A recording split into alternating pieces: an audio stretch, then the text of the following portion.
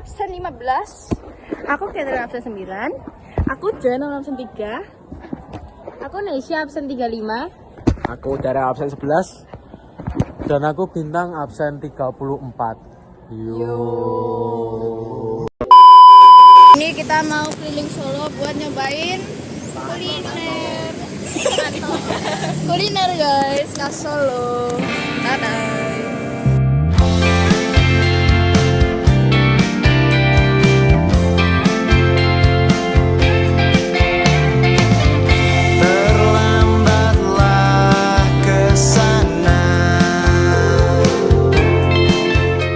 Kita sudah sampai di sate kambing dan tengkleng Pak Manto.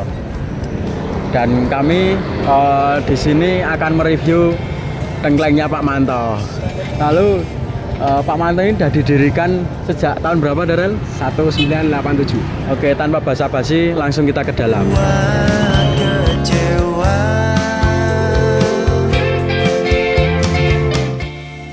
Jadi Mbak, kalau boleh tahu sekarang yang mengelola tempat ini siapa ya? Anak atau cucunya Pak Manto? Anaknya Pak Manto. Anaknya Pak Manto. Terus selanjutnya yang membedakan tengkleng Pak Manto sama tengkleng lain apa ya, Mbak? Tengkleng Rica kan bermula dari tengklengnya Pak Manto dulu, baru jadi khasnya Solo dulu. Oh, Ceritanya seperti itu. ada rasa yang spesial apa? Kalau tengkleng Rica itu dia dominan rasa manis sama rempah-rempahnya itu kuat banget. Oh, kalau Kalau tengkleng segar? tengkleng segar itu lebih ke gurih, asin, jadinya dia kayak gulai. Kalau gulai kan isinya jeroan, tapi kalau tengklengnya di sini itu tulang. Oh, Ya, tapi rasanya hampir sama kayak gulai. rasanya sama. Kuahnya itu, dia lebih gurih. Kebanyakan yang berkunjung di sini itu orang Solo atau malah orang luar? Kebanyakan dari luar kota sih, kayak dari Jakarta, dari Surabaya. Tapi sebenarnya di sini tuh ada buka cabang juga. Jadinya nggak cuma di Solo, tapi yang datang kebanyakan dari Solo karena pusatnya itu di Solo.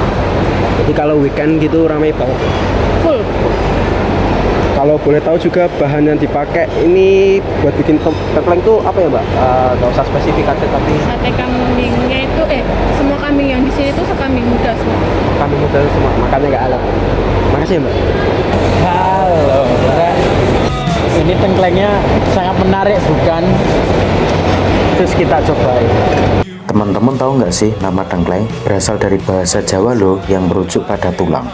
Makanan ini awalnya dibuat sebagai cara untuk mengolah bagian-bagian kambing yang sudah tidak terpakai setelah dagingnya diambil. Karena masyarakat Jawa memiliki kebiasaan yang unik untuk memanfaatkan semua bagian dari hewan ternak. Karena bagi mereka, sumber daya yang ada itu harus dihargai. Tengkleng ini terpengaruh oleh budaya kuliner dari Timur Tengah seperti Arab, India, yang memperkenalkan berbagai rempah dan teknik memasak. Hal ini terlihat dari penggunaan bumbu yang kaya dan cara memasaknya yang membutuhkan waktu yang lama. Untuk menghasilkan kuah yang gurih, biasanya tengkleng ini dihidangkan dalam acara-acara khusus seperti pernikahan, khitanan, atau acara keluarga, dan menjadi simbol kehangatan serta kebersamaan. Oke, Rek, tengklengnya ini udah habis, terus rasanya enak banget, jos, bumbunya kerasa, dagingnya juga lembut banget. Gimana, Tang? Ratingnya? Bener, Darel. Kita rating 10/10. Oke guys, selanjutnya kita akan menuju ke tempat yang lain. Oke, kita udah sampai di Pasar Gede. Kita mau nyobain es gempol pleret. Let's go.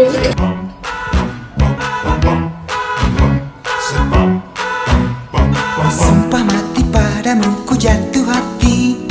Sumpah mati padamu ku jatuh. Oke, Rek, kita sekarang udah sampai di es dawet telasi dan es gempol pleret Buici Pasar Gede. Langsung aja kita cobain. Oke, sekarang kita udah bersama Ibu Sri Handayani, Bu Ii. Bu Ii. Kalau boleh tahu es gempol pleret Buici ini udah dari sejak tahun berapa ya, Bu? Tahun 87. 1987. Iya, 1987. Yang didirikan sama Bu Wici sendiri. Ya. Ya, enggak, kemarin yang sebelumnya Mbak Wici ada ibunya. Oh, ada ibunya. Ibunya Bu Wici. Terus yang meneruskan Bu Wici. Oh, berarti Bu Wici ini penerus ya, Bu? Ya.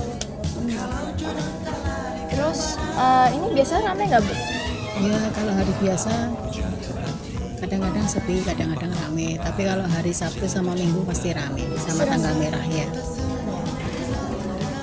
Terus kalau boleh tahu es gempol pleret nih isinya apa aja, Bu?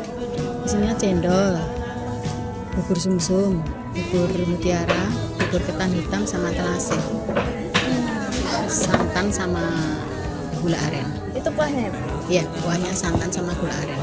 Berarti tuh rasanya ini ya, Bu, manis-manis gurih gitu. Iya, nanti kasih nangka. Jadi Ada nangkanya? manis ya.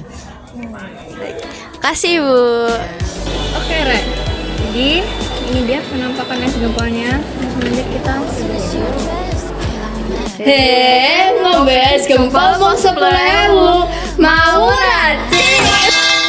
Nah, teman-teman tahu nggak sih, es gempol pleret ini terdiri dari dua elemen utama yaitu gempol dan juga pleret yang disajikan dalam kuah santan manis dan es batu yang menjadikannya minuman segar yang populer di kalangan masyarakat Jawa. Nama gempol sendiri itu berasal dari bahasa Jawa yang berarti bulatan kecil atau sesuatu yang menggumpal, dan pleret memiliki arti tergulung atau terlipat yang menggambarkan bentuk adonan pleret yang biasanya digulung atau dibentuk pipih sebelum dimasukkan ke dalam minuman. Pada awalnya, gempol pleret sering disajikan pada acara-acara adat atau perayaan khusus, seperti syukuran atau selamatan. Dalam budaya Jawa, makanan dan minuman berbasis tepung beras sering menjadi bagian dari ritual adat, karena beras adalah simbol kesuburan dan kemakmuran. Selain itu, minuman ini juga menjadi simbol kesederhanaan, karena gempol dan pleret terbuat dari bahan dasar yang sama, yaitu tepung beras. Oke, Re. Ini es gempolnya udah habis. Gempolnya enak ya? Kuahnya juga enak, manis-manis gurih. Kita rating 10/10. Guys, jadi kita akan lanjut ke destinasi makanan selanjutnya. Dadah. Oke, Re, sekarang kita udah nyampe di warung selat Mbak Lis. Terus kita cobain. Merintih sendiri di telan deru kotamu.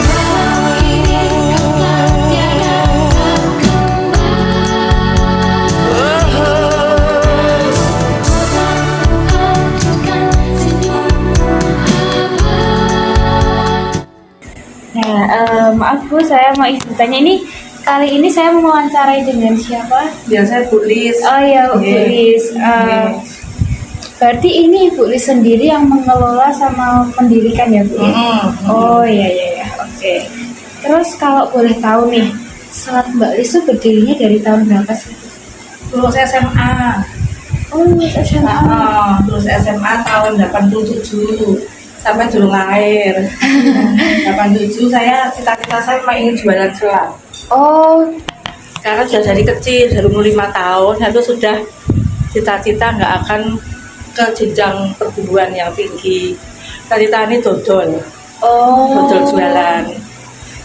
kalau boleh tahu isian selat yang Ibu buat itu isinya apa aja? Dan apa yang membuatnya lebih spesial gitu dari Ini isinya tuh 12 macam. Jadi 12 macam itu 4 sehat 5 sempurna. Kalau saya ngatain gitu dari dulu, makanya ingin jualan selat itu. Ada sayurnya, ada dagingnya, ada telurnya, plus susunya sebenarnya di mayones. Jadi 4 sehat 5 sempurna kan itu. Nah 12 macam itu nggak boleh ketinggalan. Wortel, buncis, kentang, kuah, seriping, timun, brambang, tomat, mayones, telur, selada, tomat. Kasih banyak ya. Oh, Bu. Ya, iya. kita udah Enggak apa-apa, aku maaf ya nunggunya lama. Enggak apa-apa. Dia minggunya ra iso tak selayani. Nggih. Hai guys, ini penampakan selatnya. Ngiler banget liatnya. Teman-teman tahu nggak sih, selat Solo ini memadukan pengaruh dari budaya lokal dan kolonial. Makanan ini muncul pada masa kolonial ketika Belanda menjajah Indonesia dan berinteraksi dengan masyarakat lokal. Nama selat diambil dari kata selatce yang artinya salad. Kata selatce juga bermakna hasil penyembelihan daging yang dijadikan dalam bentuk kecil-kecil. Karena masyarakat Solo sulit menyebutkan kata selatce, mereka kerap mengucapkannya dengan kata selat. Hidangan ini biasanya disajikan pada acara-acara khusus atau perayaan, mencerminkan status sosial dan kemewahan.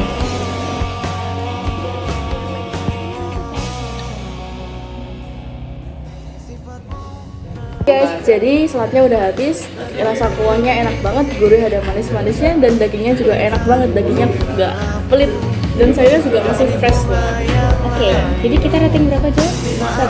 10/10. Oke guys, jadi kita udah selesai makan salad. Bye bye. Bye bye.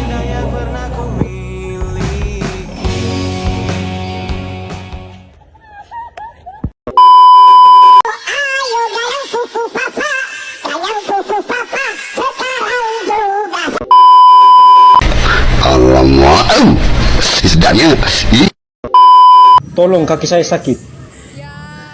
Kau diam.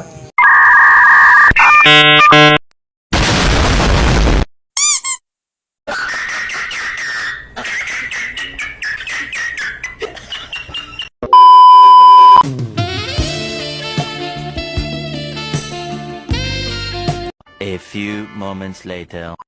Halo guys, kita kembali lagi ke vlog ya bersama Mas Darel. Ini Mas Darel ya. Mas Darel adalah owner dari Tengkleng Mas Rusdi Ngawi rek.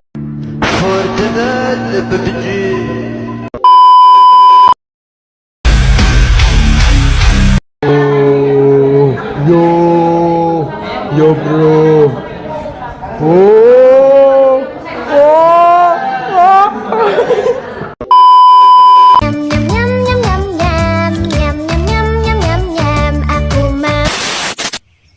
Oh, okay.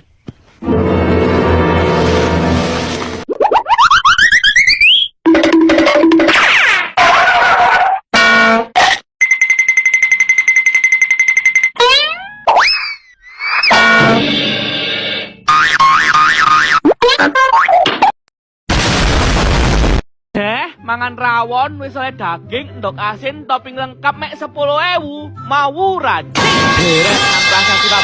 A few minutes later, 1 hour later, 24 hours later, 1 week later, 1 eternity later.